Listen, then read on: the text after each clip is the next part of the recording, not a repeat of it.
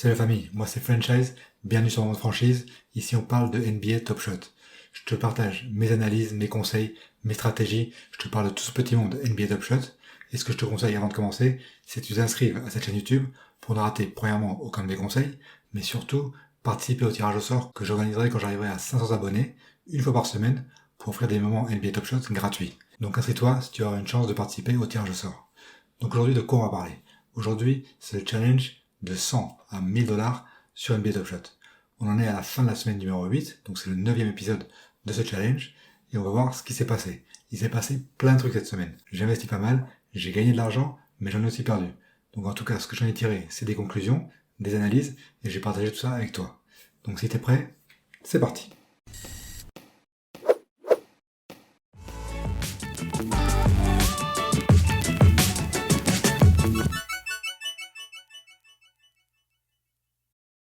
Donc bienvenue sur mon écran, bienvenue sur mon tableau Excel du challenge de 100 à 1000 dollars sur NBA Top Shot.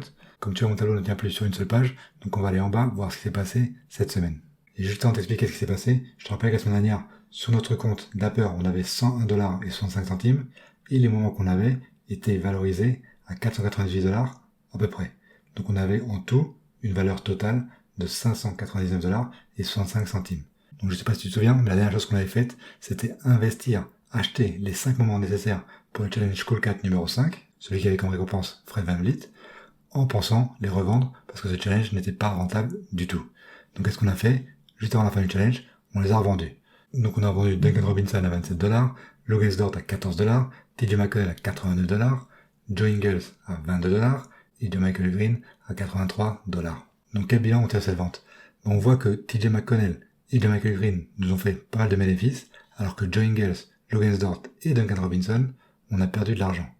Donc moi, la conclusion claire que je fais de tout ça, c'est que les moments les plus chers, c'est ce que les Américains appellent le bottleneck, c'est-à-dire la partie étroite de l'entonnoir, si tu veux, c'est les moments les plus chers, vu que TJ McConnell et Michael Green étaient des moments à 15 000 exemplaires seulement, donc bien plus chers que les autres. Il y avait bien sûr un moment en circulation, donc forcément ces moments sont montés bien plus vite et ont été bien plus importants pour finir le challenge.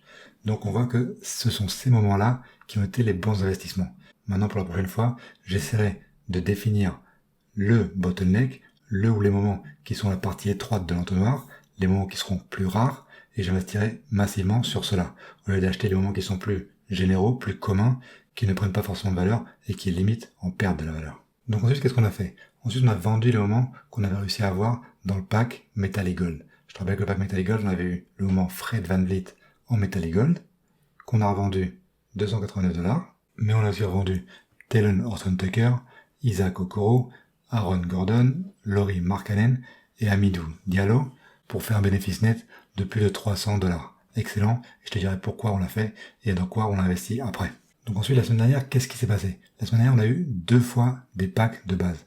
Le premier pack de base était un stress test lundi dernier, qu'on a réussi à avoir à 9 dollars. Et dans ce pack, on a eu Montrezl, Pascal Siakam et Isaiah Stewart.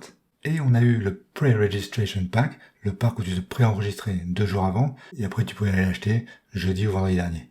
Et dans ce pack-là, on a eu DeAndre Jordan, Laurie Markkanen et Xavier Tillman.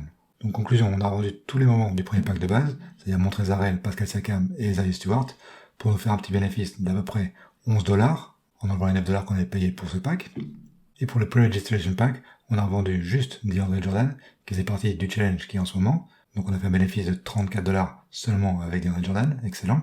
Et Laurie Markkanen et Xavier Tillman, qui moi me semblent des moments assez intéressants, parce qu'il y a un moment rookie et un premier moment sur NBA Top Shot, je les ai gardés pour l'instant.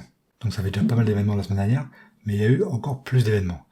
Troisième étape de ce qu'on a fait l'année dernière. On a investi dans les moments nécessaires pour le challenge Cool 4 numéro 6, celui qui a comme récompense Zach LaVine, qui est en ce moment. Ce sont John Collins, Clint Capella, Terence Ross, Bam Adebayo et DeAndre Jordan. Donc comme tu vois, je les ai revendus hier et j'ai fait en tout un bénéfice de plus ou moins 15 dollars. Mais ce bénéfice, en fait, c'est juste John Collins, qui est le premier moment que j'ai acheté, qui me l'a permis. Pourquoi? Parce que John Collins est le premier moment que j'ai acheté, donc j'ai réussi à l'avoir pas trop cher, 22 dollars, alors que les autres, avec le cooldown qu'il y avait de une demi-heure, j'ai dû attendre pas mal de temps et j'ai trop attendu. Donc je les ai achetés alors qu'ils étaient déjà chers et du coup je les ai revendus plus ou moins bien. En fait, tu vois que Clint Capella et Bam Adebayo, j'ai perdu de l'argent, alors que Terence Ross et DeAndre Jordan, j'ai gagné un tout petit peu. Mais plus ou moins, ça se compense. Donc en fait, au final, je garde juste le bénéfice de John Collins. Tout ça me fait dire que pour les futurs investissements dans les moments des zéro challenge, c'est rentable, oui, mais il faut investir vite. Donc s'il y a un cooldown d'une demi-heure ou d'une heure, ce que je te conseille, c'est de acheter seulement un seul moment, le premier que tu arrives à acheter pas cher, et de ne pas acheter d'autres moments. C'est ce que je vais faire moi en tout cas. Donc pour ceux qui ne savent pas, le cooldown, je l'ai pas expliqué, mais c'est NBA Top Shot qui bloque ton compte après l'achat d'un moment. Pour éviter qu'il y ait trop de trafic, trop de mouvements sur le site, il bloque les comptes pendant une demi-heure, une heure, des fois plus d'une heure. En général, c'est juste 1 minute ou 5 minutes. Donc 1 minute ou 5 minutes, ça va. Dans ce cas-là, je te conseillerais d'acheter plusieurs moments. Mais si c'est plus d'une demi-heure, je te conseille d'acheter juste un moment, le premier, et d'en rester là. Tu auras un bénéfice sûr, et au moins tu éviteras le risque que les autres moments, ils baissent. À moins, bien sûr, que tu veuilles faire le challenge. Dans ce cas-là, bien sûr, achète tous les moments, les 5 moments. Ça, c'est ton choix, et c'est toi qui décides. Et enfin, le dernier gros investissement que j'ai fait la semaine dernière pour gagner de l'argent, parce que j'ai vu qu'il y avait une opportunité avec les moments du challenge Metallic Gold, pas le challenge de ce moment-là, pas le challenge de la semaine prochaine, mais le challenge dans 2, 3 et 4 semaines. Pourquoi? Parce que j'ai vu que ces moments, ils étaient pas chers. Ils étaient vraiment au même prix que les moments qui avaient déjà été utilisés pour les challenges Metallic Gold passés, et du coup, je savais qu'ils allaient forcément monter dès que les challenges allaient arriver. Et j'ai eu une bonne surprise, c'est qu'ils sont montés bien avant. Et heureusement, j'ai réussi à les avoir alors qu'ils étaient pas chers. Donc là, je te parle de Rui Hachimura que j'ai acheté $244, Ricky Rubio $170 et Lonnie Walker $187. Et quelques jours plus tard, j'ai réussi à les revendre. Rui Hachimura à 315, Ricky Rubio à 266 et Lonnie Walker à 274. Et tout ça en quelques jours, ça m'a fait un bénéfice net de plus de $200. Donc c'est vrai que j'aurais pu les avoir encore plus longtemps, parce que dans quelques semaines, ces moments, ils sont utilisés pour les challenges, et peut-être que leur prix va encore monter, mais vu leur prix actuel, franchement, je pense pas qu'ils montent beaucoup, ils peuvent monter, mais pas beaucoup, et je préfère avoir cet argent sur mon compte, c'est un gain sûr, et je peux le réutiliser, le réinvestir dans d'autres opportunités. Donc maintenant, ce que je te propose, c'est qu'on aille sur mon compte NBA Top Shot pour voir la valeur des joueurs qui sont dans ma collection, qui sont, je te rappelle, Jeremy Grant, Stanley Johnson, Trae Young, Larry Nance Jr., et les deux nouveaux, Lauri Markkanen et Xavier Tillman.